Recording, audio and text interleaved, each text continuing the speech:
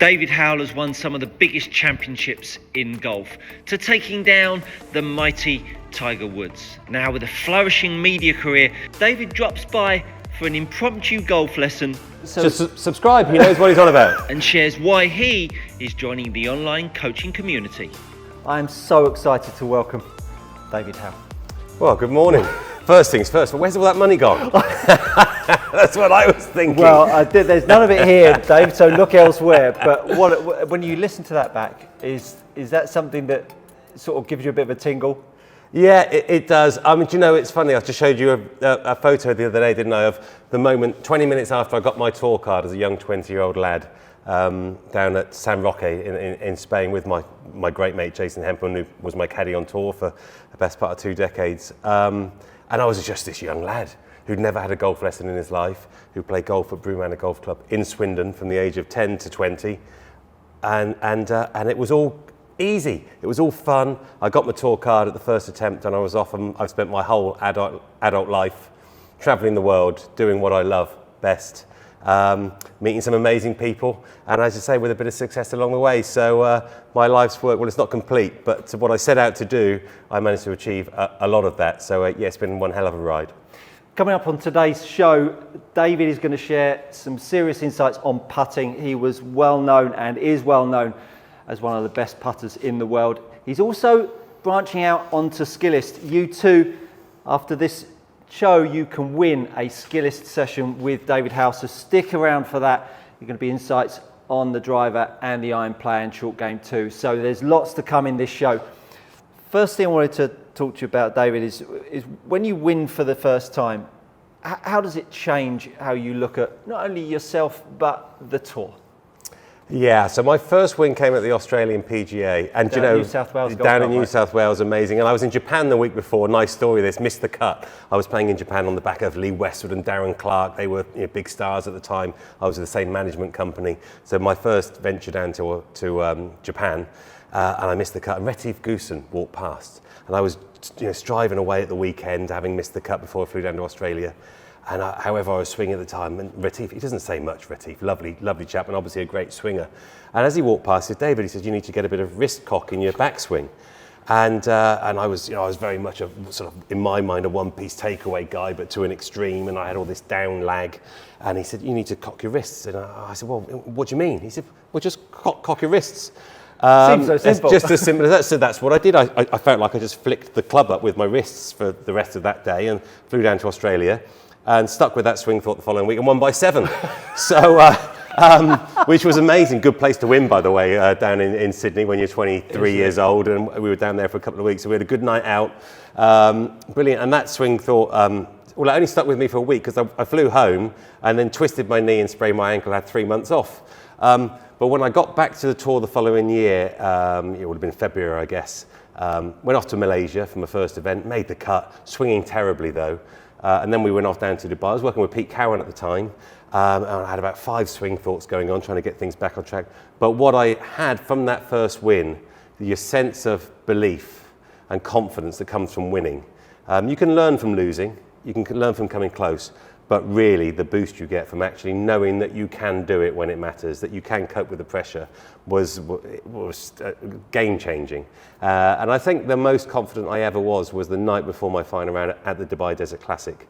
I was speaking to the tournament director, Bob Wilkinson, I think his name was, and he was, my manager Chubby, was saying the course was too difficult. Bob, you've messed it up, the course is the rough's too long, they can't get round it.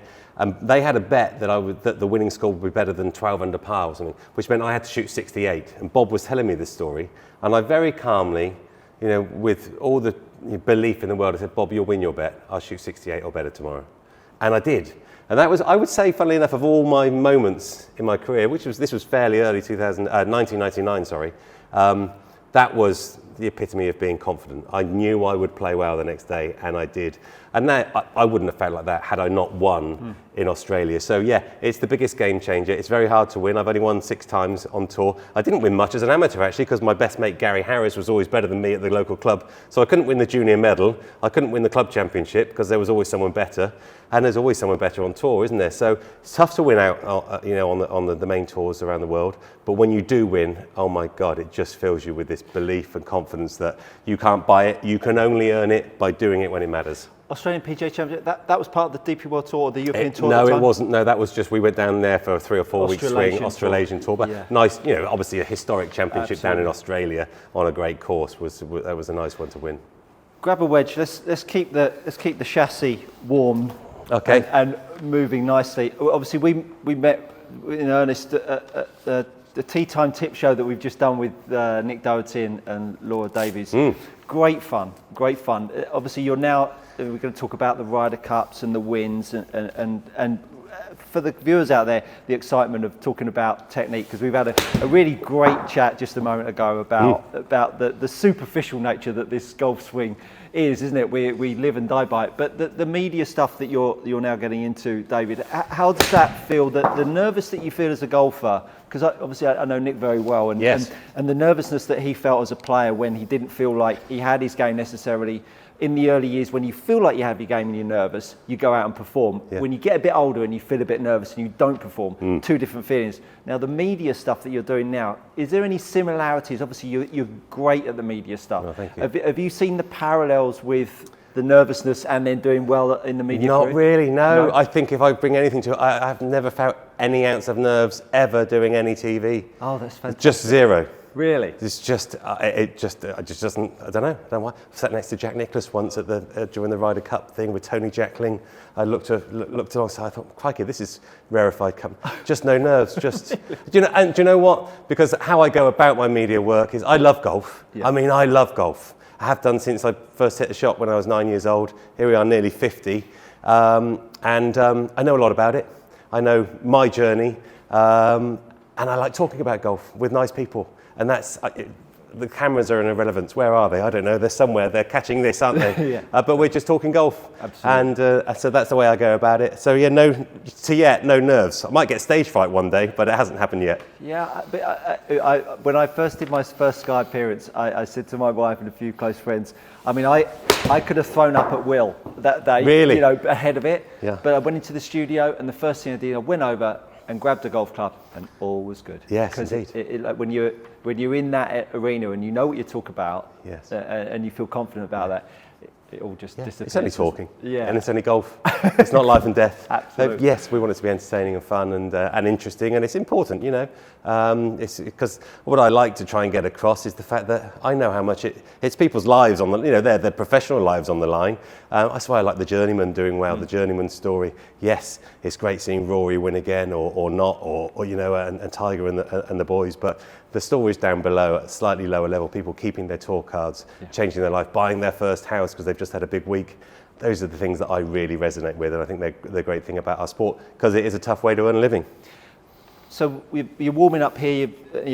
Those people that are familiar to my channel, obviously you're a big watcher, Dave. Yeah, huge. the 4 boxes down at the bottom, the attack angle, club path, face angle, face to path. Have you done much work in your time with TrackMan? I have. Has it been something that you loved or hated? Well, I was one of the first people to buy a TrackMan once when I used to travel around with a suitcase, big thing, the pool trolley. And actually, do you know what? Being an early adopter wasn't necessarily a great thing, because people didn't know the numbers well enough. And the numbers, the product itself has improved a lot over the years. It was always been, the leading product. But people didn't really understand what it meant. What does minus 3.9 mean? Oh, this, that, and the other. So I learnt a lot. I don't think it helped me to start with, to be honest with you. It felt like it slowed you down a little. Yeah, I got too into the numbers without necessarily understanding them, as did my coaches at the time. It was new, wasn't it? No one really knew. No. It's interesting. We know it's interesting. But I've simplified the way I use TrackMan over the years a lot now. And one of the things that I've learnt over the years, I've got a really neutral swing. Which is almost problematic, because it can go, the two-way miss is there. I've only got to be a fraction off on one thing, and it's not, It's, you know, I haven't got a push draw or a classic fade action. It's neutral, almost by design, but it means I have to try and be swinging well enough to try and hit a shot each time, know that I'm going to fade it, know that I'm going to try and draw it. But listen, it's an amazing piece of kit, and you've got to use it well. Warming up, you're pitching here. What goes on for a player like yourself? You know, you're warming up for a big day, you know, final round of a championship. Warming up for taking on Tiger. Yeah. You know, what's going through you? Because obviously, all the golfers out there, they're playing their weekly comps, and some of them will warm up, some of them won't. But I've run a few trips over the years, and you know, straight off the plane, and everyone's keen to get hitting, and their 7-iron is out and smashing it off the grass and stuff. Obviously, I always let them do that for the first 5 minutes and drag them all in and say, well, this is how it needs to sort of look. You're hitting some soft ones to start with. What's going on mentally and physically for you? It was standard day on tour. I know what, listen, if it's a big day, it's going to be the same once I get to the range. In my later years, probably the last 10, 15 years, pretty much 50 balls and I'll have them lined out Luke Donald style, arranged, 10 piles of 5. And I just start off with some wedges, obviously. I'll start off, this is a new old wedge, if that makes sense. I normally have my numbers written on the back of my clubs. I think I do on my irons here, funny enough. I know that my lob wedge, which this isn't, well, this is a 52. So this would be about 80 yards. I call it a pocket to pocket swing. You know, just halfway back and halfway through. Love that simplicity. Yeah, Pocket so to pocket, and I've got a yardage on each of my clubs. So I start off with 15, 20 wedge shots. If I've got TrackMan out, which I normally would have done, I'm trying to hit my number, or just lasering targets. But something around, it's just not warming up. I am trying to hit a number, so I don't waste those first 20 shots. There's another 20 that I'm trying to hit towards a number. And then I work through each pile of 5 balls with the irons, straight, fade, draw, straight, messing around a little bit. It's not just swinging. I'll often have a hitting station set up as well, which sounds complicated, but that's normally just with one alignment rod in the ground, trying to stop me moving off the ball, because that's my common trait. I'm always trying to stay more central and work through the irons, and I end up 5 drivers at the end, and the last ball is always the shot I'm going to hit off the first tee. 50 balls takes me 30 minutes, so I know I can get to the range 35 minutes before my tee time. I've already putted, I've already chipped. I like to finish on the range and then make my way to the first tee with a mental plan for the day in mind. Okay, well, we're going to have to talk to investigate that mental plan, but that last ball on the range, I think that is such an important one for some and less important for others. Of course, you're hitting your last ball on the range as your first shot of the day. Yep. You know, mentally. Indeed. If you hit a clanger, do you go again? I don't hit clangers, I'm a pro. It's a good point, actually. Well, if I hit yes, probably. Yeah, I might find it. Oh, wait, another ball, please. Yeah, one's fine. You want to hit a nice one, for sure, of course you do. Yeah. I mean, it's not so it's 50, but if it needs to be 55, then so be it. But as much as anything, that's a time management as well. Yeah. You know, I know where I'm at in the flow of things. I haven't got to keep checking the watch. I know as long as I just work through my golf balls, it's going to take me half an hour, and that's at a slow pace. You know, 50 balls, you could do that in 20 minutes, no problem at all, if you're hitting like a machine gun. But you're trying to put a bit of focus in it and be nice and calm, because we're going off to play professional golf, you know. And what are the keys to your wedge game? Well, I guess you would say the clock face system, but it's just a broadly speaking, pocket to pocket is 60 yards with my lob wedge. It's going to be 75 with a 52 degree wedge, and then shoulder to shoulder, so 10 o'clock to 10 o'clock, you know. So obviously back to what feels like here to here, it's probably going to be a bit longer than that, but in my mind, if I just keep a nice smooth pace, that's 80 with a lob wedge. It's going to be 95 with the 52 or 54, depending on what I've got in that week, and then the full swing, and then it's all just slight speed variations, power variations, but I've got a nice base level. If I was really nervous or whatever, I know that if I go 3/4 back, 3/4 through with my lob wedge, it's close to 80. And that's just a nice starting point, and that's pretty much what I do. And of course, you then have a value for that length of swing with your 56 and your 50. Yes, I've got, certainly at my height, I've probably more often than not been a 3 wedge guy, 58, 54, or 52 and 46. 3 numbers written on the back of each wedge. No, that's 9 numbers straight away. So you've got most things covered. And I think definitely it's been one of the strengths of my games. On tour, there's something really impressive about someone that hits it 320 yards in the air. I can't do that, never have, never going to be able to do it now. Brilliant. But when you see that same person, and there's not many of them, that suddenly hit a pitching wedge that only goes 80 yards, and they do it to a back pin where there's trouble at the back, and they just hit a tiny little shot that, you know, is whatever, it's there, and it's the softest shot. The person that's got both of those, well, they're the ones that that was class. That was class, because you're trying to gain 5 feet on the guy that's using the mid wedge. If you use the pitching wedge, you get to that back pin with a little bit less spin into the wind, and you gain 5 feet, your percentage chance of holding that next putt is obviously greatly increased. So there's a lot of nuance with wedge play, yes, really, I love to see a really soft shot in an era where everyone's going wow about the really hard shot.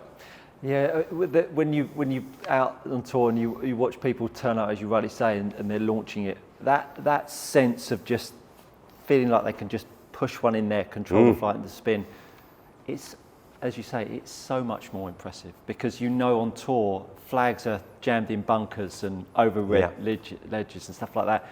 The golf course is the golf course, isn't it? You get tight ones, you get wide ones, distance is getting greater, as we know, but flag sticks ultimately will always be tucked away and put in places that make you feel back in the fairway uncomfortable with. And you can't do it if you can't do it on natural talent. And listen, everyone on tour is naturally talented at golf. They've worked hard. They're amazing players, to one and all.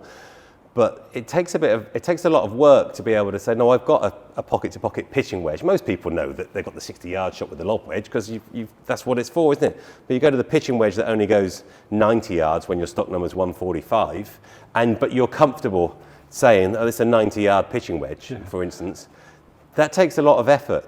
But it's just time. They've got the skill to do it, but it is hitting those extra shots on the range each day where, well, what does that feel like? So that you are confident when it really matters, there's a bit of water behind the green, it's a back pin, it's into the wind, you know the classy, correct shot is the chip wedge, but being able to really execute it and gain that little bit over the next guy who's only going to go with the mid wedge, and he's going to play the percentages slightly differently. Yeah, I love that. And when you know the adrenaline's pumping, and you know that wedge could go 125. Right? Yes. And it's that control that you're talking about that makes you feel like you can knock it in there. You're not going to allow adrenaline to overcome you. You're going to stick to your guns and play that right shot. Yeah, no, indeed. And that's eventually it's that being able to do that when it matters. It doesn't even come across on television necessarily, and it might only be, as I say, 5 or 10 foot closer than the next guy. But that might just be the difference. When it comes to Sunday afternoon, and it normally comes down to one shot, if not 2, they're the little nuances that make the difference. Let's see with some 7 irons, David, and let's talk about the tournaments that you've won. I mean, they as I intimated at the start, I mean, you have not messed around, have you? I mean, as a young lad. The Dubai Desert Classic, I mean, we're not taking anything away from the Australian PGA Championship. I've got a great affinity with Australia. I spent a lot of time down there when I was playing. Love Melbourne, love Sydney. But when you won the Dubai Desert Classic, I mean, when you were just talking about how you felt going into the last round, it was like you were standing in the truth. There wasn't arrogance about it. There was just a knowing that, do you know what, I feel really good about myself, my game, and moving forwards. That would have felt different though, winning that tournament to the Australian PGA Championship. Yeah, that was a pinch yourself moment, standing on when I finally got the win. Because it's such an iconic trophy, exactly. Isn't it? And I was a winner on the DP World Tour, European Tour as it was called in those days. That was my tour. That was my dream, really, to play in Europe. And obviously then if you're going to play, you want to win. And to do it at the Dubai Desert Classic, it wasn't a Madeira Island Open or a Portuguese Open would be nice, but it definitely felt a level up against a really quality field. That was amazing. And do you know what? I can remember my swing thoughts. Absolutely. Well, you've got to share yeah, I can. So I turned up. I just had 3 months off because I'd sprained my knee and ankle from playing tennis just after my win in Australia. So I had basically 3 months at home rehabbing and so forth.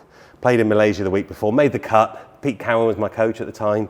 But I remember, it's funny the things you remember, isn't it? And we were looking at the swing on the video camera back then. It wouldn't have been on a phone, on a video camera. On the shoulder with the bag. Yes, and Pete said, well, you're not swinging very well, but you've had 3 months off. You're short, narrow, laid off, tight. You've got no room. So what are all the opposites of that? And when we got to Dubai, my swing thoughts, I can remember it. It was turn until my left arm was level with the ground, then have the feeling that I lift my left arm and fly my right elbow. So I was trying to get some room and some space at the top because I was all this way, so it sort of makes sense, but unusual thoughts. So trying to get up there and then turn hard left from the top. That was it. And I just thought of those things, 5 swing thoughts, on every single shot for the next 6 days, and I won by 5. It never worked again. I was rubbish the next week, but I was brilliant. I played beautifully. I hit it so straight. But winning by 5 as well, right? I mean, that's winning at a canter. Yes. Going into the back nine and feeling like you've got some cushion and playing with that lead. Did you feel less comfortable or more comfortable with it? No, I was swinging great. I didn't drive it, or I've never been a great driver of the golf ball, really.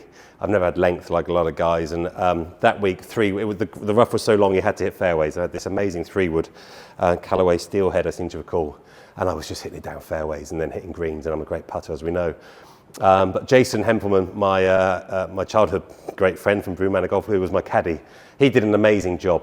Because my plan for the day was don't look at leaderboards. Whilst I've just won in Australia, I can't cope with the enormity of what I'm going to try and do. This is the biggest moment of my life, but I think I can play well. So let's just set the scene so I can just go and play well, and hopefully that's good enough.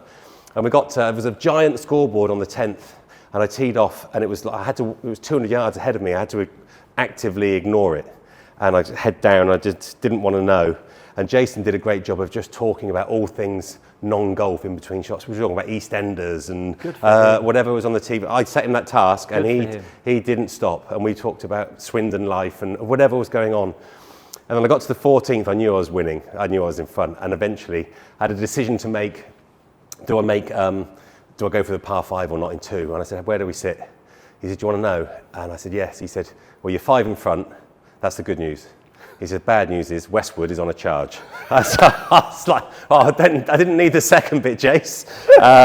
But yeah, the mindset was just keep hitting fairways, keep hitting greens, ignore the situation, and go about it. And of course, now I'm struggling, by the way, to not think about the swing thoughts that I had all those, my best part of 30 years ago, as I'm sitting there. And this has been the problem with the downside to my golf career. Always searching, always, just get a thought, I'll try that, I'll try this, I'll try that. Not with my putting, I know exactly what I'm doing with my putting. Short game, fairly similar to a degree. Bunker play, don't give it any thought at all, always competent. Long game, someone gives me a thought or an idea, or I hear something, I'll give that a try. That's been my nemesis in a way. And now I want to lift my left arm, fly my right elbow, and turn hard left from the top. But I don't know what that's going to do. Probably wouldn't look any different, will it? Let's try one.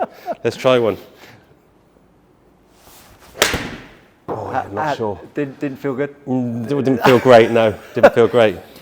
So we've touched at the top of the show about you're going to start to tap into helping people on Skillest. I think Skillest, I was hesitant about working on Skillest back a few years ago, and I've absolutely loved the experience to reach out to people across the world that want to have some help. I mean, it gives me goosebumps to the fact that you're going to give opportunity to people to tap into your knowledge, your experiences of being able to deal with situations, whether it be golf swing, whether it be performance, whether it be, how you're feeling in the morning of the tournament. To have that opportunity to share that with golfers out there is incredible. Why, someone that's won, and we'll get down to brass tacks, someone that's done so much in the game, won 14.5 million euros, yet your desire and drive is almost to give back and share your wealth of knowledge. Why? Well, I like It's, you know, in terms of Skillest, that's online. But what I do know is every time I give someone a tip in a pro-am or at my local golf club, I mean, I don't charge for lessons. That's not my setup, but I'm there as a member, but I see someone struggling on the putting. I just like that interaction. And I gave a charity lesson to someone the other day. Graham came down from a couple of hours away. He'd won it in a Christmas auction or something. And 66 years old Graham was. An hour and a half. And I thoroughly enjoyed it. And my goodness, not to blow my own trumpet, but I helped his putting. Graham, if you're listening, if you're watching, couldn't putt to start with, really, couldn't strike. But he wasn't even aware that he couldn't strike a putt because Graham was worried about his 7-iron and getting some height on his 7-irons and hadn't actually thought through all the other points about golf that might make golf more enjoyable for him. So he can shoot slightly lower scores, or more importantly, just hit some shots that are more enjoyable. And you can get a lot of joy from a putt. Oh, wow. I hit a putt yesterday. I played with some people at just golf club. You know, we were playing for £5. And I had a 5-footer, which I hold. And when I hold it, I said it out loud, verbalising for them, so we could have the comment. I said, oh my God, that was beautiful. And they were like, well, you hold it. I said, no, but the way I hold it, the strike was beautiful, the pace was beautiful. It might have missed, because I might have misread it. It happened to go in. And so there's all sorts of ways to get joy from golf, isn't it? It doesn't necessarily mean your scores are going to come down, but ultimately, if you are someone who's going on to Skillest to look for a lesson, I know over the years, a lot of times the lessons I've had, and I've worked with some of the world's great coaches, great advice from lots of people, one of the things that often gets lost in the mix is your scores should come down. And it's quite a simple starting point. If you're working with a coach and your scores are not coming down, why? Then it's not working. Yeah.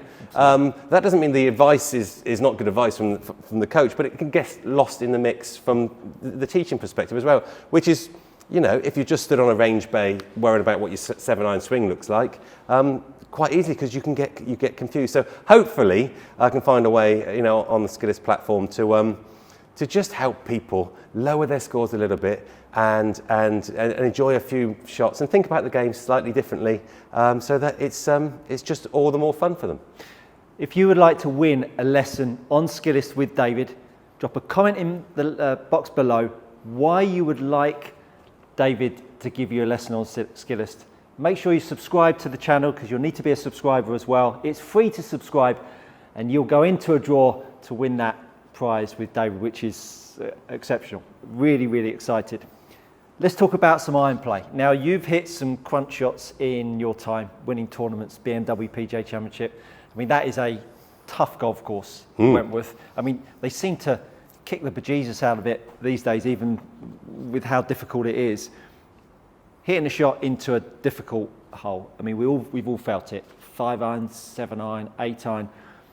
Are there any keys that you like to lean on when you're playing a pressurised iron shot into a hole? Yeah, well, I think I just go very, very heavily focused on my swing thoughts. You know, as simple as that. And as we discussed, funny you mentioned Wentworth, the BMW PGA. I can remember different swing thoughts that week, and the night before the last round, I came up. I'm in my underwear in front of a mirror in my apartment, and because I was struggling, I was leading, or I was one in front, but I wasn't comfortable. Never really comfortable with my hitting. It's not my strong point, you know, compared to my peers. I used to win tournaments and do well with the other parts of my skill set, you know, rising up. But hitting was always difficult for me in my mind. And I remember there, I thought, if I could swing to the top and keep my back to the target and get my arms down, then, you know, in my own brain, maybe that'll stop me hitting it left, and I'd obviously hit a few lefts.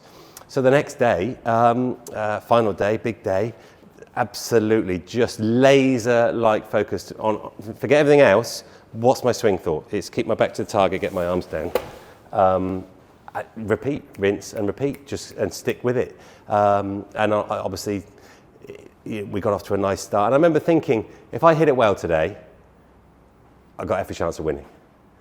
Now, most pros you'll hear say, if I hold some putts today, I've got every chance of winning. Always the other way around with me. Yeah. If I can raise my game to be, my long game to be on a par with theirs, then I'll probably win, because 150 yards in, I'm better than you. And I'm a better passer than you, and I can mentally. What a mentality to have that. Well, yeah, indeed. But I'd always back myself from that distance. That's the bit I find easiest. And there's a lot of the mental side of golf goes into putting, of course. And I'm looking at 45 footers like I'm going to hold that. Why am I not holding this putt? I should be holding this putt. And why have I missed? That's from 45 feet. Amazing. So yeah, you build your score. My analogy with golf a little bit, a bit of a segue here, but it's Formula One. You watch every car go round. If you see it individually, the Minardi or whatever, I don't know what the slowest car on the grid is nowadays. If you watch that come down the straight, oh my goodness, this is the fastest car I've ever seen. And then 30 seconds later you see a Ferrari. You can't really tell the difference necessarily on their own. See them together, they start to change. And you can see one's faster than the other. But that doesn't mean the fastest car is going to win. That's the long driver, isn't it? Because you've got a break at the end. So who's got the best breaks? And who's the best breaker? Who's got more balls? Which drivers happy to break late? Who's got more nerve? And it's all in the mix, isn't it? And that's what every tournament, you've got 144 race cars really going around 72 laps, 72 holes. And all these little micro progressions or regressions is what ends up with someone winning the tournament at the end of the week. And they all add up. And the shot on the first is just as important as the shot on the 72nd hole. And if you need to be the best breaker, in my analogy to putting, well, be the best breaker. I just didn't have the fastest car. So yeah, laser-like focus on my swing thoughts, and then obviously you've just got to block everything out. Sensible course strategy. Know what you're good at and what you're not. 5-iron, I'm aiming at the middle of the green. I hit a brilliant, I looked back, during COVID, funnily enough, when we had a bit of time, I got the DVDs out and to show the kids. They weren't interested, No. But I watched it for hours.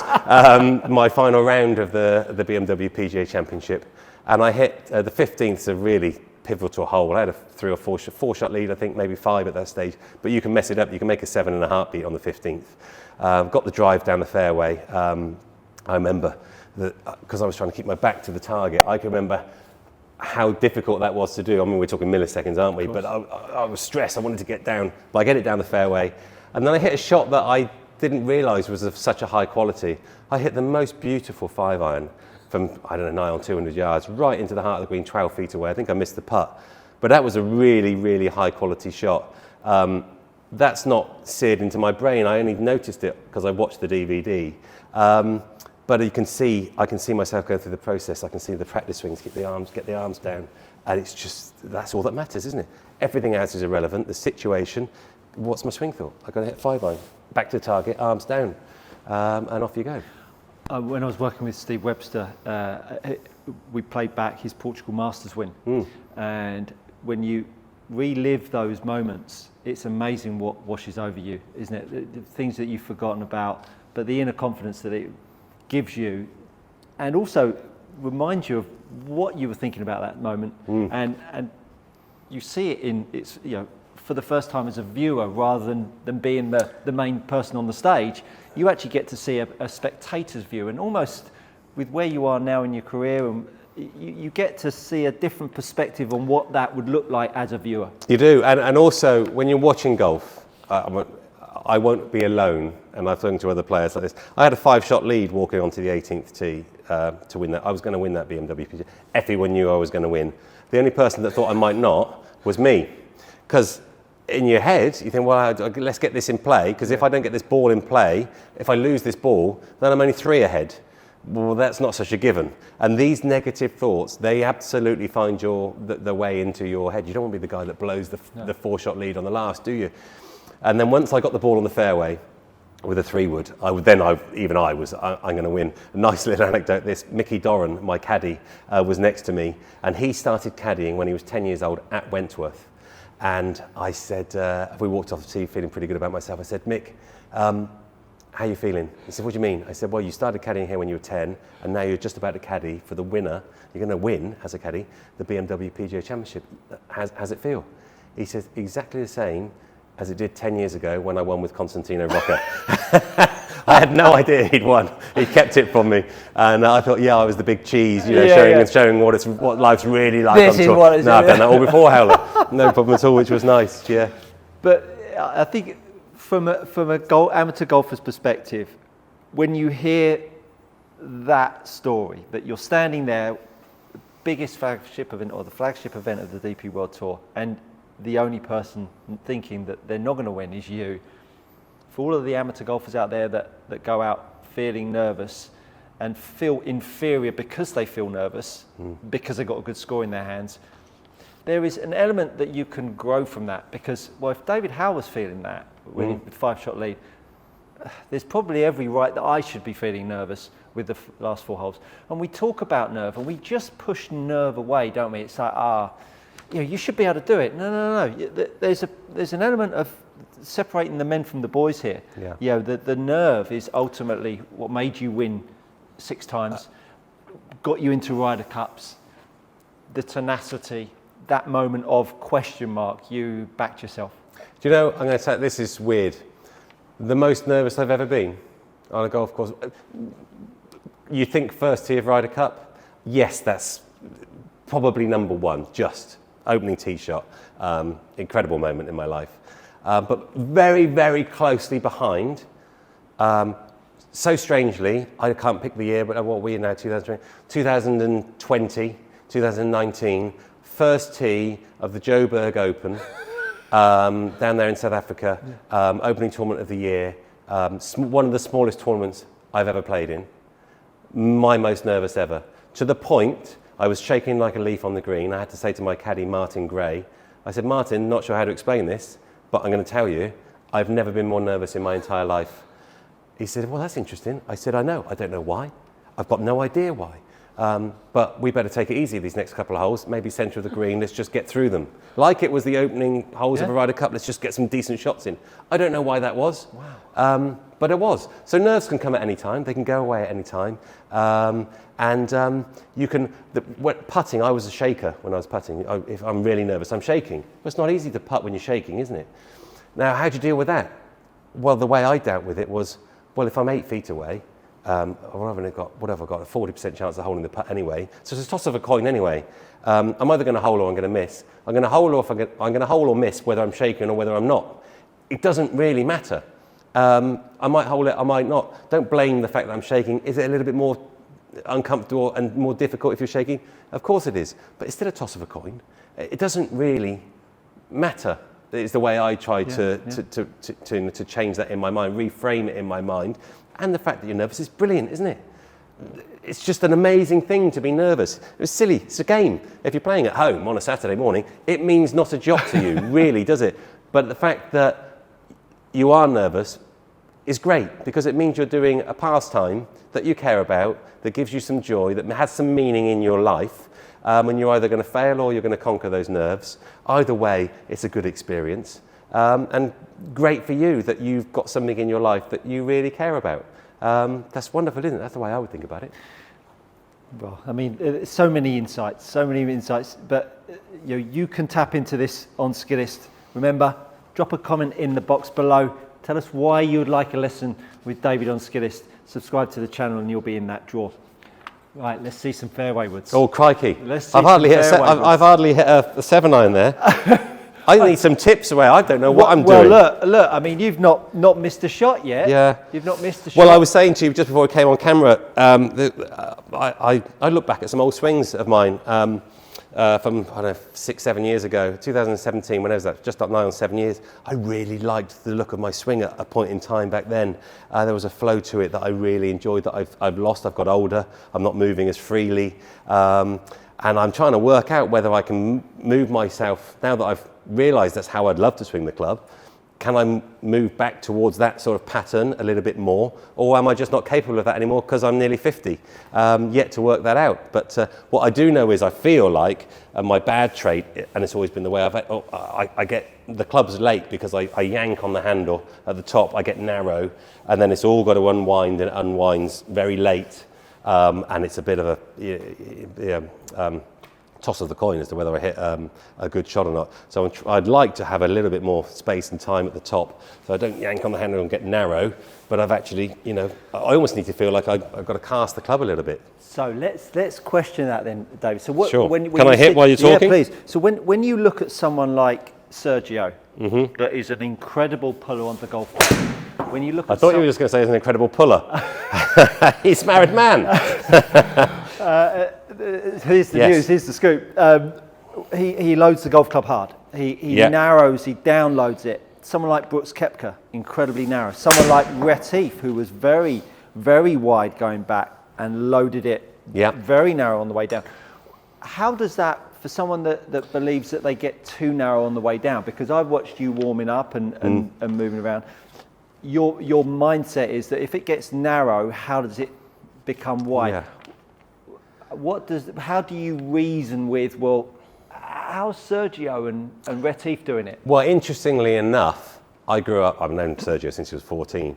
And when I first got on tour, I used to stand very much like this, ball forward. I used to, for whatever reason, the way I had no lessons, and my swing used to look, actually, let's try one. Let's do it. Let's do it. It used to look like this. So wide, narrow. Wide, narrow. That's my natural instinct. And I think it's still in there to some degree. That was not a bad shot. I might do it. And as you say, Sergio is very much like that. But Sergio's just a genius, isn't he? One thing that all great ball strikers have got in common,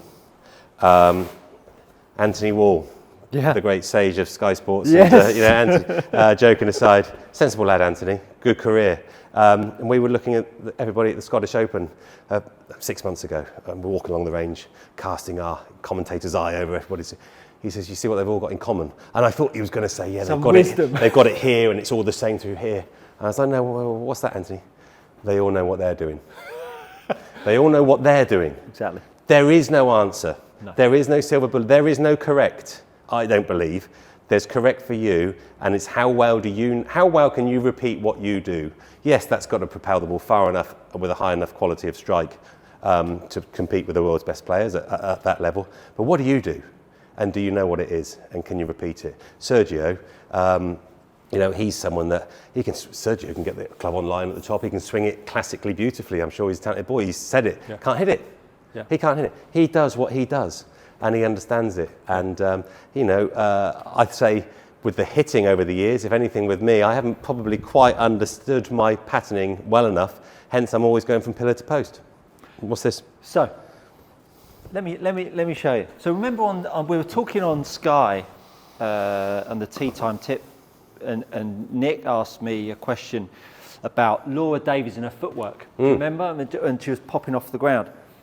And I explained that what we're seeing in modern day golfers now is that they're pushing back away from the target. Mm-hmm. So we're seeing, back in the day it was all about here against your left side, wasn't it? Mm-hmm. Soft left leg and post up. Whereas now we've really got this hip going back, which keeps the body more centered. Mm-hmm. And so if you've got a narrowing arc, and you've got yourself moving past it because your legs are not working as effectively as we like, you're going to get too much shaft lean and get a squeeze. So this little skate here, as you feel it narrow, so you're going to still feel it narrow, use that wedge to feel like you can push back and actually allow the golf club to unload. But you can still finish, because it's still pushing you back and allowing your right side to move forwards. But it's just creating some resistance to allow the golf club to swing. Okay. I'm going to do this with a wood. No, you don't need to do it with this. We won't hit one like that. Oh, okay. Just get a feel for it. I see what you're saying. Have a couple of little practice swings on it, yeah. So still make it feel narrow on the way down, but now use that wedge that's pushing you back to feel like it gives you time to unload it. Can you feel that? I know. Yeah, I see what you're saying. Yeah. That's it. Now. Yeah. I feel like my hips are opening more there. I've always had a soft left leg. Yeah. I mean, that's the long and short of it, So that's interesting. So when you were talking about you've always moved off the golf ball, now put that on your right foot. And now use it as a force to push you towards the target.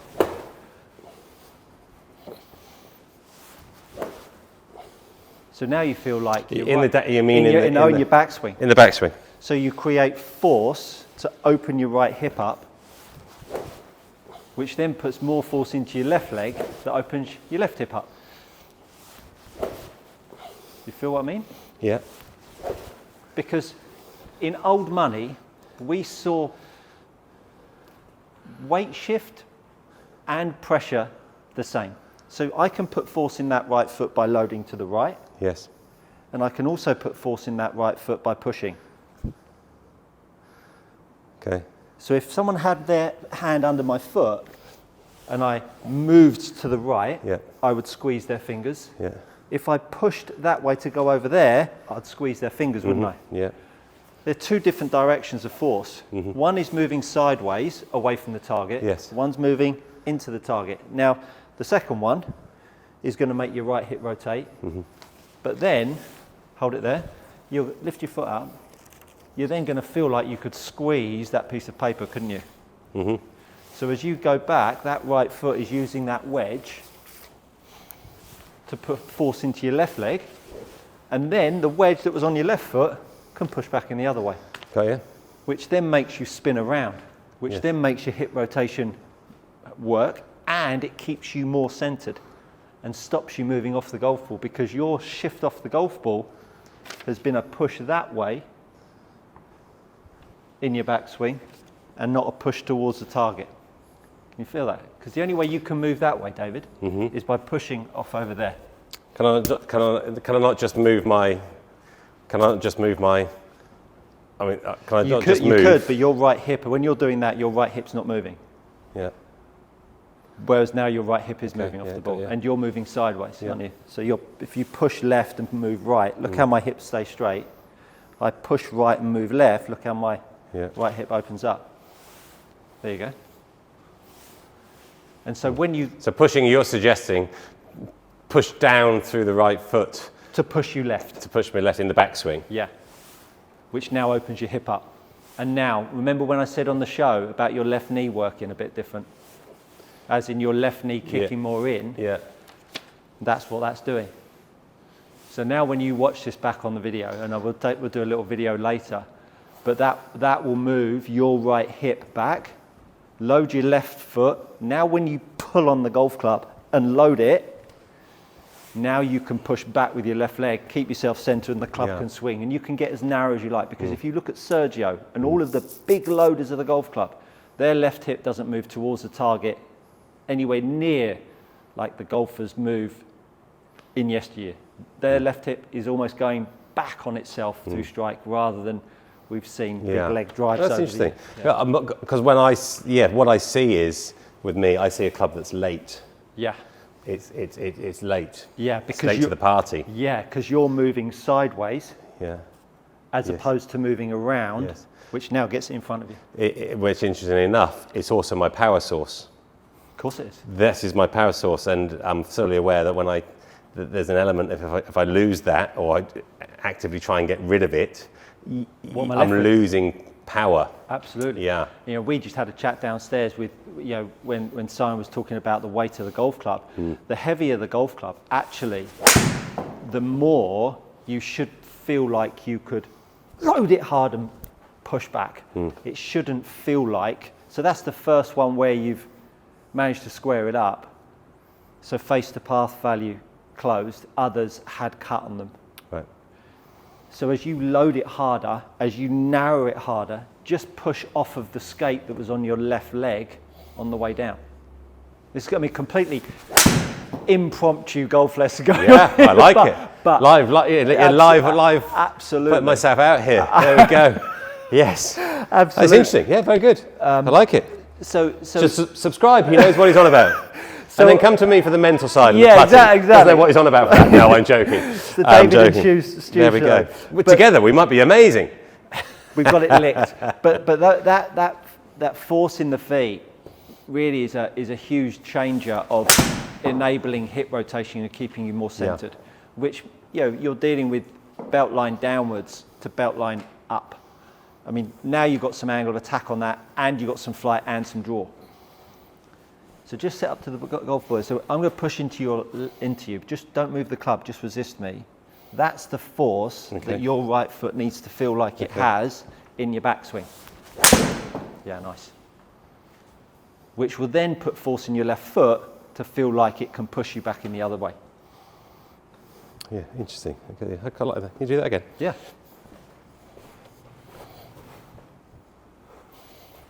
Perfect. Because it will make you feel like your lower half opens yourself up, and it will feel like it not only opens you up, it makes your path feel like it is going to arrive a bit straighter, because it's going to start to feel like it comes from a bit more back here, for you to then pull it back onto the golf ball. So my body's going to be much more circular. Yeah, but if you were to trace the pressure, it would be a lot more lateral, because you'd be pushing that way to make you rotate towards the target. Yeah, exactly. Exactly.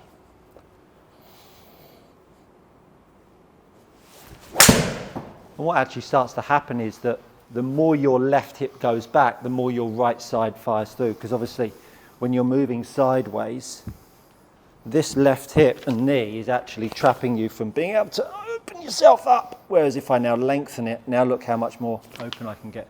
So you think about your left hip going back, now your right shoulder can actually accelerate through. Interesting. So let's talk about, while you're working on that, let's talk about Ryder Cup. Yes. I mean, Hey, love the it. highlight. Well, let's talk about Ryder Cup.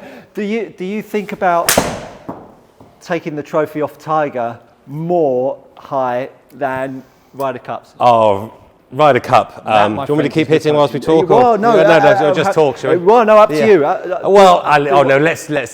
talk Ryder Cup for a second. Yeah, amazing. So the Ryder Cup was the thing that inspired me to play golf. I watched it on the BBC years ago. I remember Craig Stadler missing an 18-inch putt. It was in 1985 on the final green Saturday afternoon, and he missed this little tiddler, and he went like this. Oh, and it was clearly this big sporting moment that I didn't really understand, but I just started playing golf. I thought, oh, that's amazing. Ryder Cup addict, like many of us, for the next 10 years. And then I get on tour. And when I left school at 16, I just wanted to not work, really. I thought, can I not work? Can I not get a normal job? I'd like to play golf for a living, or teach for a living, anything golf related. And then, but with the main goal, can I play golf for a living? And I did. I get on tour, and then a couple of years after getting on tour, and that Ryder Cup's now, I didn't really think, let's go and win the Open. Maybe I should have done, or win majors. I just didn't think that was necessarily my journey. And it was not from where I started. It was never really in my mind. It was, can I earn a living? Can I do this passion, this job, the passion of mine for a job? And then I set my sights on Ryder Cup. So yeah, making that team was absolutely amazing. And I was very fortunate. I played in 2 Ryder Cups. They were both record-winning margin teams. Away from home, last team to win away from home. I only played 2 matches, but fortunately, myself and Paul Casey, we became the first rookies to win away from home on debut for 20 years or something. And I played really well. And I changed my swing during the week. And I had I kid you not, the night before, Wednesday night, I was on the range trying to swing. Well, my coach wanted me to, Clive, he wanted to give me the image of Jack Nicklaus. Funny enough, interesting enough, because I was tight and narrow and short. Same trait, apprehension, stress. I needed to get some space. So another version of the Dubai swing, which was left arm up, fly right elbow, get some space, get up here. But he wanted to give me an image, and he gave me Jack Nicklaus. And I said, I don't know Jack to swing all that well, but Eamon Darcy, legendary Ryder Cup player, he had the biggest flying right elbow in the history of the game. Strange image to have, because it was such a strong image. I tried to swing like Eamon during my Ryder Cup. Wow. That's what I did, which is crazy. Absolutely crazy, but that's what I did, and that's one of the strengths of mind that I had. That works. I'll swing like Eamon, and I go and play, and I made 6 birdies in the 4-ball, I think. Myself and Paul Casey managed to win that point. Being on the 18th green, having won the last 2 holes to beat Jim Furyk and Chad Campbell on a really difficult morning where our other teams were all losing. We were only hope at one point. And I birdied 15, I birdied 17, with perhaps the best 6-iron I've ever hit, and an 8-footer that I hold. And then Paul Casey took over on the last. He played the last brilliantly. And when Paul holed his 3.5, 4-footer on the 18th green for us to win, I remember feeling imposter syndrome. So this is what other people do. This is what people on the television do. I've been on tour for 10 years at this point in time. But I think I've just won a point in the Ryder Cup. Amazing. That's amazing. If I've never do anything else in golf, I've won a point in a Ryder Cup in a team that's maybe going to go on to win. Yeah, that was sweet. Amazing. Only beaten by 2 years later when I held the winning putt at the K Club, which no one knows because they were worried about Stenson and Donald on the 16th green. But it was all over moments before when I finished with 4 birdies to beat Brett Wetterick on the 14th green. I knew we were going to win the Ryder Cup then. I actually had this amazing half an hour that I knew I'd, in my mind, hold a 12-footer, which guaranteed we were going to win the Cup because the 2 guys in front of us would door me up. So we were guaranteed another point. Yeah. TV doesn't like to show it that way. No, they don't want silly old me winning it on the 14th. They want to drag it out. But I wandered back up to 16 where it was all sort of happening. So it's over ages ago, boys. No problem at all. That was also amazing. I had the chat with my caddy. I said, Mick, this putt's to win the Ryder Cup. And we discussed, he said, so it is. That was lovely. There was only about 6 people watching. 4 of them were my family. But yeah, so my 2 experiences with the Ryder Cup were they couldn't have been better. Oh I got 3.5 points from my 5 matches. I've got a winning record in 2 amazing teams. What those top players do, playing 36 holes in Ryder Cups in those eras, it was Clark and Westwood and Monty and Sergio and eventually Poulter again, of course. Now it's Rory and Rahm and Hatton and so forth. It's remarkable because what your body and mind goes through to play 18 holes of golf with 40,000 people and the gazillions on TV, the utmost pressure all day long. I mean, it's a heavy toll on the body and the mind, and they get back out after lunch and do it again and again. Remarkable. They were, I was bowing to their brilliance, having even done something pretty special myself. You were captained by Langer and Woosnam, 2 outside looking, I don't know either of them, very different individuals. Did they captain the team differently? Oh, very. Yeah, really? Yeah, absolutely. Both brilliantly, of course, but in very different ways. My first one, Bernard, was our captain. We all know how Bernard is, very serious, very sensible, straight-laced guy, the consummate professional and an absolute legend. So, I mean, goodness me. My favourite moments, some of the Ryder Cups, were in the boardroom with the captains talking, saying when was he captained us at the K Club as well. But Bernard made brilliant decisions. He got the teams quite right. One of them was not playing me on day 1. One of them was not playing Paul Casey on day 1, or Ian Poulter. Funny enough, we were all young rookies in those days, and we had this amazingly strong team of absolute superstars. They went out and they took care of day 1. That was brilliant. Didn't put it across to me. It wasn't an arm around the shoulders and David, I've got you lined up for Saturday morning and this. That's not the way it was. He didn't manage us like that. But his decisions were absolutely spot on. And Woosie was much more hands-on, completely different vibe, as you'd imagine with Woosie, and more passionate in his way. Probably a little bit more fun as well. We were in Ireland, it was always going to be a good one. And Woosie just got on with it. And yeah, it was actually an era before the really thoughtful captaincy had come in. Paul McGinley, had changed it a little bit. I think Sam was great with the man management as well. That was beforehand, but worrying about what I didn't care whether I wasn't. The great thing about Ryder Cups, and this is why I think the President's Cup is lacking, the ego is flying around in those team rooms, and the only 8 play out of 12. You've got to drop really good players. You've got to, that's the important thing. And now the captains really think about how they drop these people. Back in that era, it was like, Stuart, you're not playing, and you're thinking, yes, because I'm not very good. But be good tomorrow. Just get on with it. I quite like that, really. Yeah. We mess around with it too much. Just get on with it. You're not playing. Yeah. Don't worry about it. You'll play tomorrow. Be ready. I think whenever you go away on, we all know, go on golf tours and share really great experiences. When you're playing on tour, you're travelling week in, week out. But the Ryder Cup is a bunch of guys going away, taking on another bunch of guys. Have you created stronger, better relationships with those people because of those experiences with the Ryder Cups? Yes, it's not spoken about, it's not a WhatsApp group, it's not anything, it's just a knowledge, a knowing. Yeah, we were there, weren't we? Yeah. It just is. Yeah. There's that deeper respect that just goes with you. You don't need to talk about it, you don't talk about it, but you know. And actually, if you needed something, You know, not something major maybe, but you feel like you could, I can phone any of them. Yeah. And because of those experiences, they'll probably help you out. Yeah, amazing. Let's see some drivers, Okay, David. I've got a new swing now, so I don't know how this is going to work. So David's picked up the big stick. This is the one that, well, our good friend Nick Doherty didn't particularly enjoy too much. And I think that everyone can understand how it can feel an uncomfortable driver. I looked through your stats. I mean, you really knocked everyone into a cocked hat with your putter, which we're going to do a great little piece on putting on another video, so do go check that out. But the driver, you know, not necessarily your strongest suit. Ah, my weakness. Yeah. How did you feel about that on a week to week basis? Because everybody has their weaknesses, and the kind of game tells you, right? And the tour tells you as well. Yeah. Well, funnily enough, how do you deal with that? I was the last person to hit a wooden driver on tour.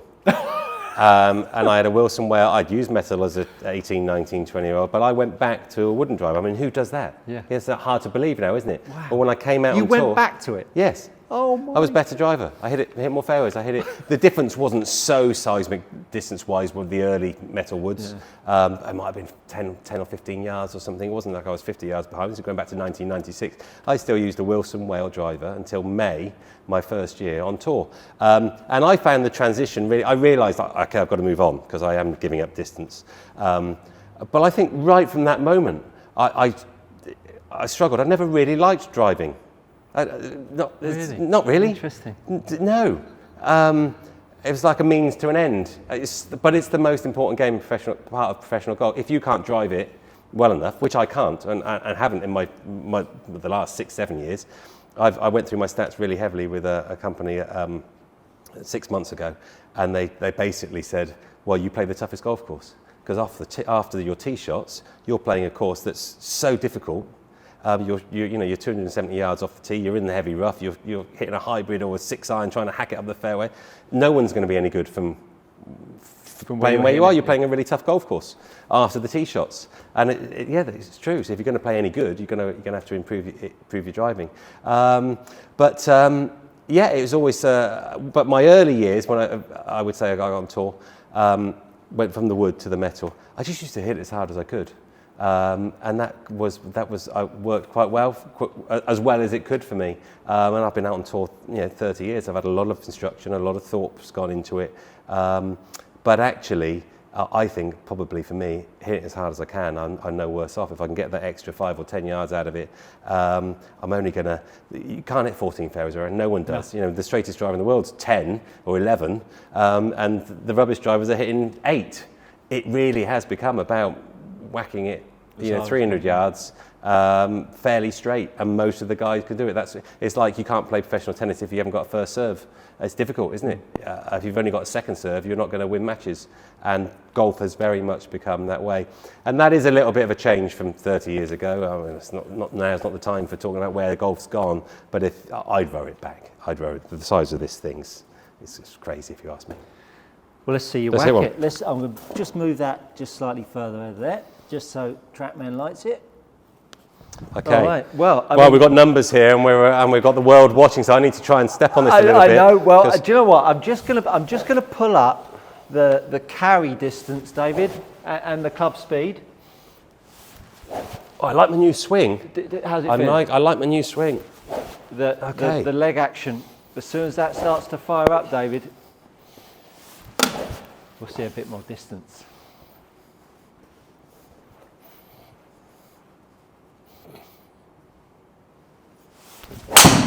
More of a toe striker than a heel striker, or low or high? Heel. A heel striker, yeah. What do we get? So we've got 103 club speed. 104, see, that's slow for me. I'm getting old. 110's been my number. Yeah. Historically, 110 mile an hour. When I was 30, early days of TrackMan, 112, 111, 112. But generally speaking, 110 mile an hour is what I've always been capable of, and is my kind of number. You were slightly out the heel. Let's pop that one up. Which again isn't great for spin for distance. If I was naturally a toe striker, I probably would have Gone a touch more, yeah. But that is, come on, how are we going to hit it harder? If you're going with that right foot pressure, I'd get that ball a little bit further forwards, because now all of a sudden your centre is going to be closer to the golf ball. That feels a long way forward. Yeah, so now use your right foot to move your lower half towards it on your way back. Intent. There was real intent. Is a big thing. I actually played golf with a lovely chap yesterday, Martin. Not a great golfer, 15 handicapper, 60-year-old businessman, lovely chap. And maybe he's not 60, sorry if you're watching, Martin. But in the end, towards the end of the round, I said, practice swings at least, intent, have some intent with some speed. You want to hit a bit further, you want to hit a bit better, you've got to have the intent, yeah. Yeah, worked with Johnny Wilkinson's kicking coach, Dave Allred. It was big on that, on the whole intent, worked with Luke Donald, worked with Francesco Molinari, that swashbuckling kind of Clint Eastwood, swinging from the hips, feel, real sense of presence and intent. The last time I drove the ball really well, for a tournament I can remember, was about 4 years ago. That sounds sad, isn't it? We were in Dubai and we were playing not the earth course, the fire course at Jumeirah Golf Estates. It was the last tournament of the year, and it's quite wide. And I was on the range next to Harrington, who was hitting hundreds of drivers as he does, speed training, whack, whack, whack, trying to hit it as hard as he could. And I've known Paddy for 35 years. So what's your process look like? Hundreds of drivers. I said, I'll let 50 drivers before we go out. Now my body can't take that. No. So I said, I'll do 10. So I got on TrackMan that week and I was just only intent on speed. And I wasn't Howell, just purely speed, intent. So I ended up 10 a day, and boy, my speed went up. And I took it to the course. I drove it straighter, I drove it longer. And the key thing for me, if I wasn't grunting, then I wasn't trying. And I've played with Richard McAvoy, my dear friend, who I've roomed with for 5 years. I was normally about 5 yards past Macca's. And that week I was 20 past him. Wow. And he was like, whoa. he was well cheesed off. He said, what are you doing? I said, well, I'm just trying to hit it harder.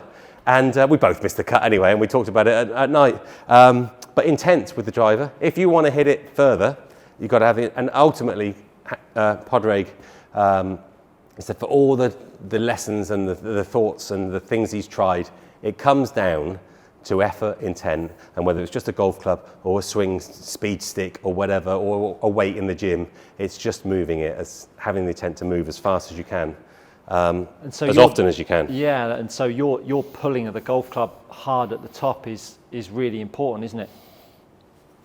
And so the harder you pull it, the more you load it, you've then got to find a way of getting rid of it. And using your left leg to push yourself back so it has some energy to swing against is crucial. Yeah, whereas if your legs are moving sideways, you just can't stop pulling and giving way. It's late. Yeah. But yes, that makes perfect sense. Behind you. So get it a bit further forwards and get that bit more push off with the right foot. Now I've got 1-6. Just before you say anything, can I just go for one more? Yeah. I'm going to hit a few, but I want to get to 110 here. Okay. Now let's do a couple of little warm ups on that on your right foot. Okay. Get yourself pushing into that left leg in your backswing. What about TrackMan? Yeah, you're good. Well, so this is to feel like I'm pushing off there in my backswing. In your backswing, yeah. Yeah, and it almost feels like your right leg is getting longer and pushing you left. So it will then put more force in your left leg. There you go. Now get that ball a fraction further forwards, because you're now going to have your centre pushed a bit more towards the target. Now push off that right leg and use the left. Come on, 108. No. Oh, 105. Oh. Well. 263 carry though. Yeah, it's good. It's all right. It's good. Tiger. Yes. How was it? Oh, brilliant. So first time I played with Tiger was, I played Walker Cup in the same team against Tiger, so I've known of the great Tiger Woods. Was this at, hang on, don't tell me this was at Royal Porthcawl? There you go. So it was funny, we're going back there. We'd heard about this lad called Tiger Woods. First thing we thought, a strange name, and we'd heard clippings from magazines and the English Golf Union or the R&A, whoever was running these get-togethers for the Walker Cup side, was saying, well, this is lad Tiger Woods. Brilliant, no social media, no media really, just there was a good player. And we said, that's all right, we've got Gordon Sherry. you know, who was a great player. 8'4". Exactly. So and Gordon was great, nearly winning. You know, so that was the first time we sort of came across. Didn't get to play against him, but knew him. So I've known Tiger since then. And we've always had a nice, courteous relationship, a bit like the Ryder Cup stuff. Yeah. You know, you kind of know him. Tiger knows. We played in that team. He knows. Yeah. So the first time I played with him was Dubai Desert Classic. I'm not sure what year this was, 2002 maybe. Final round, second last group, Sunday, myself, Hegman and Tiger. And this is where my genius comes in for me. You know, like golfing IQ. I'm not great at this. I'm not great at flushing 3-irons. Like that wasn't my thing. Why did I win 14 million euros? The way I thought and the way I could, you know, frame things. And there was thousands of people. It was the height of Tiger's fame. Big day for me. Bigger day for me than it was for Tiger. And I thought, oh, this could be intimidating. But I don't get intimidated by people. I like people. But I could be intimidated by Tiger Woods' golf game. So I came up with this genius plan to not watch his golf game. So when everyone was, you know, straining every sinew to watch the great man tee off, I'd already teed off, a nice riffle of applause, hit it at 270, whatever, down the middle. Then Tiger, as he was teeing off, I just calmly just looked the other way and heard this almighty roar when he teed off. Whoa, yeah, amazing. And he walked 50 yards right into the trees. My shot was way better than his. And I just saw the result of his. Didn't watch him hit a shot all the way around. I watched him putt, because I can hold my own with the putting. And I was beating him going around. And then on the 10th, I made a mistake because he'd hit his 3-wood a yard past my drive on the par 5. I was beating him. It didn't look like either of us were going to win, but we were eyeing for second or third. And I hit this amazing 3-iron for me that landed just short of the sort of semi-island green at the 10th at the Emirates Club. It's bunkers. And I got onto the back of the green, so I'm on in 2. I'm already 2 or 3 under for the day. And I'm pretty pleased with this shot. And I hit 3-iron, and he was 1 yard ahead of me. So I thought, oh, I'll watch this. And he pulled out a 5-iron, a bit frustrating. And it came off like a 9-iron, and it went 220 yards in the air, and it landed like a squash ball would. And it just stopped 12 foot behind the hole. Best shot I'd ever seen. You know, just a standard shot. There wasn't water around or anything. And I couldn't do that. As it happens, I hold my 45-footer, he held his 12-footer. We both made eagles, great moments. I said the first time I decided to play with him, that's what I did, I just didn't watch him. Amazing, I beat him.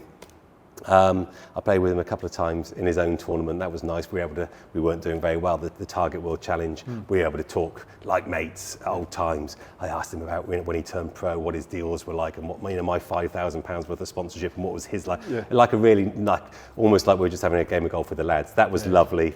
But my best experience was playing with him in the second last group at the Masters. What year is this? 2005. And after 2 rounds, I was lying third. He was second, I think. Well, we were third and fourth, or tied third, 5 behind, or 6 behind Chris DiMarco. And I watched Tiger Woods go out, and just at his prime, he's chasing down Chris DiMarco. He's going to catch him. It was almost like a 400-meter race, and the guy's in front, and Tiger was just decided to go and catch him up. And he made 7 birdies in a row around the turn. This was split Saturday afternoon, Sunday morning. And this was the final, the year where he hit the famous chip that went up the bank and came back down. Yeah. So I was next to him, for what I thought was the greatest round of golf I've ever seen. 65. He hit it in the water on 15, going crazily for the green from like 280. I thought that was a bit of a mistake, but just it was all out aggression, and brilliant. And he was the best player I've ever played with, no doubt about that. He had effort. His iron play was amazing. It was just perfect. You know, the strike, the control, the 1 yard of fade, or the 4 yards of fade, or the high draw. If you're tired of paying too much for your premium leather golf gloves, head over to gxgolfgloves.com. These are gloves trusted by tour players and elite amateurs alike. Use my code GOODCOACHING to receive 10% off your next order. Go try them out. You won't be disappointed. Every shot in the book. You could take on any single pin. He was the consummate player, wasn't he? Real thrill that was amazing. Yeah, you must look back on those times as just great memories that this game has given you. We're so fortunate that we get to travel the world and play this wonderful game, and to Tiger Woods burst on the scene, and as a sportsman, I mean, he took the world by storm. Didn't take the game by storm, like on its own. Yes. He took the world by storm, didn't he? Yes. You know, and I think it put golf on the map, and has forever put it on the map, really. I think it is, yeah, and because golf is still in a Tiger Woods hangover, Yeah. basically. We're in a good place. We've got Rory's amazing, Bryson's amazing, you know, John, Scotty Scheffler, you know, it's just ridiculous. His ball control, it's in a good place, but it's not where Tiger was. No. And that was the nice thing when I managed to beat Tiger in China. That was the other one, nearly forgot that, funny enough. That was my greatest triumph, of course, was beating Tiger head-to-head in China last HSBC champions. I had a one-shot lead, and probably in one way, one of my proudest moments, because the way I framed that in my mind was, well, I've shot 68 or better the last 3 days. Tomorrow I'm playing with Tiger Woods trying to win this great championship. So how do I see this? Well, look, I need to be able to shoot 68 again or better in his company. And if I do that, he's got to shoot 66 to beat me, 67 to tie. Toss of a coin, he'll probably do that half the time. So I've got 50% chance if I can do me. If I can play like I've just proved to myself the last 3 days, do it tomorrow. And that's the way I framed it. I watched him that day. Funnily enough, so you know, I got past that. I don't want to watch him, not intimidated by him. And I was glad I did, because he hit a drive off the second that was 50 yards offline, a dogleg left around the water, and I did a nice drive. My 275 or 280 in those days, set him a shot to the green, and he was high up on this bank on the right 50 yards. And I took a lot of power from that, because I thought, I am not going to hit a shot as bad as that all day. And golf is a combination of your good shots minus your bad shots. And my bad shots were not going to be as bad as his bad shots, in how I framed it. But my good shots, so we've got a game on here. I'm not going to hit one that bad. It's like skidding off on the Formula One car, isn't it? It might be fast, but you can't skid off. Yeah. And he skidded off, and I watched it. So I thought, I've got a chance here. I think you can tell by the IQ of David of how he's got the most out of his game. He's a really accomplished golfer. To beating Tiger, to playing Ryder Cups, to win the biggest tournaments on the DP World Tour. I think the opportunity to work with him on Skillest. Do comment in the box below.